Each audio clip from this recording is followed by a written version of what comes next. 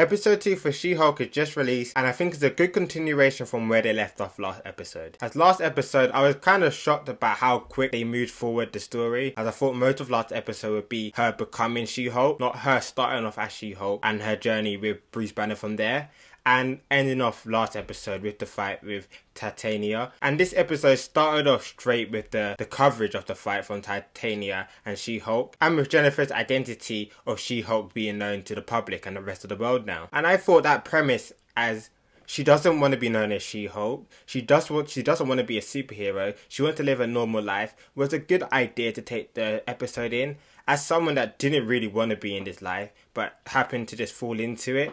And now you're dealing with the consequences of being known as a superhero and what that comes with. And I thought the episode was able to do a good job with that. As we see her getting fired from her case, and even though she was doing a good job on it, she gets fired. And then later on they say having her there would be seen as a distraction. And you could understand that reasoning for why they fired her. And you can also see where not all the superhero movies take it. It's that like the real world effect of it. As they had some in The Falcon and the Winter Soldier as well, when Sam Wilson was talking to the banker about money for the house and the real world effect that being a superhero has about the Avengers not getting paid. And Jennifer even references in here about, do you get paid as a superhero? What about retirement plans and all that sort of thing? And I thought having a real world actual consequences from it is a good idea. And then we get to the scene where she's at home, she's on a laptop, and on her laptop there's some Easter eggs for Iron Man, Eternals, and what looks like Wolverine as well. With the Iron Man 3 shoes, and also the article that was saying, why is there a giant statue of a man sticking out of the ocean for the Eternals? And they haven't really referenced that since the Eternals movies.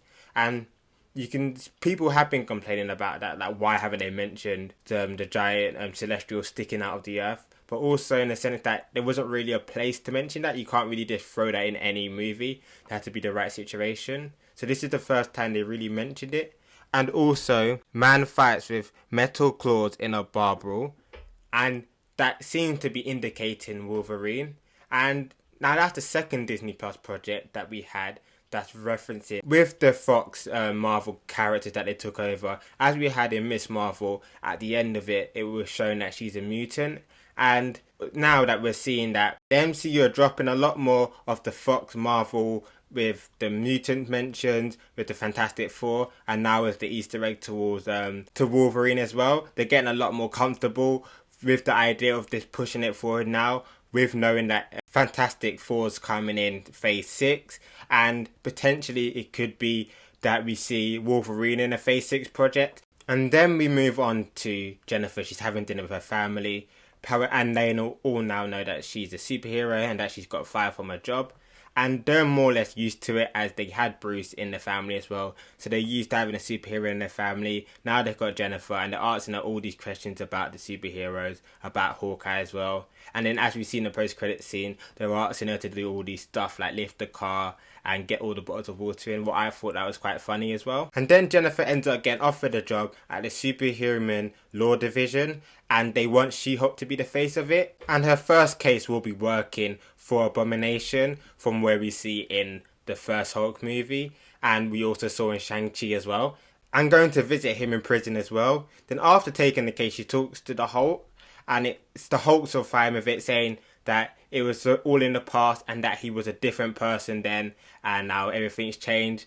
And you can take that in two ways. Obviously, back then it was Edward Norton as the Hulk, not Mark Ruffalo, and also that fact that it's Smart Hulk now, and that was just the normal Hulk, as I also took it as it's two different persons in the fact that it's a different actor, and it was a completely different Hulk that was back then as well. And there was a nice reference, as I don't think they've actually referenced or done anything like that to mention the fact that it's a different Hulk in the Hulk movie compared to the Hulk that we have now. And it ends off with Hulk going out to space in a ship that looked like made them crash in episode 1. And with the Hulk leaving, I don't know if he returns for the rest of the show.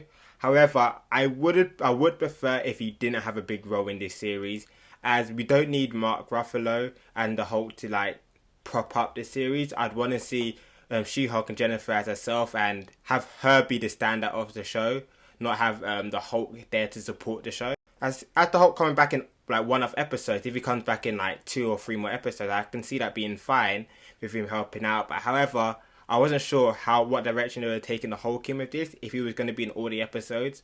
And it doesn't look like he will be, and I think that's going to be a benefit for the show. Jennifer accepts the job and the boss tells her to turn on the TV, and then we cut to Abomination in China from the scene that we saw in Shang-Chi when he's fighting in the dome. And now we know for sure that the events of Shang-Chi and She-Hulk cross over together. And overall, I thought this was a fine episode. I thought they done a good job. And my problems with the Marvel Disney Plus shows had never been the beginning of the series, as I thought from all this series they've done so far, they started off really well, and then towards the middle of the season, that's when it's lost its way a bit. And I feel this continues it, as the starting episodes are quite fine. I enjoyed the starting episodes.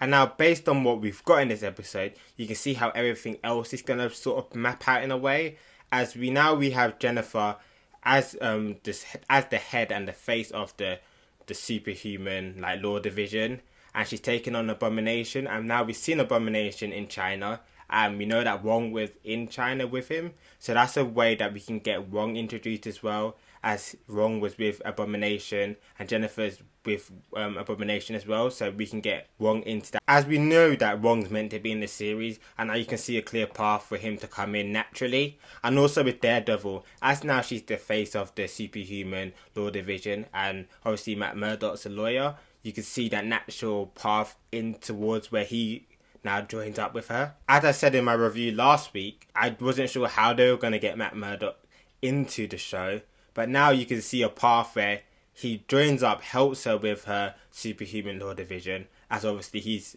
Daredevil, and you can find that link there now. As I said, I quite like the episode. Let me know down in the comments below what your thoughts on the episode is. Are you enjoying the series so far? Has it been up to your liking? Has it disappointed you? So let me know down in the comments below, and thank you for watching.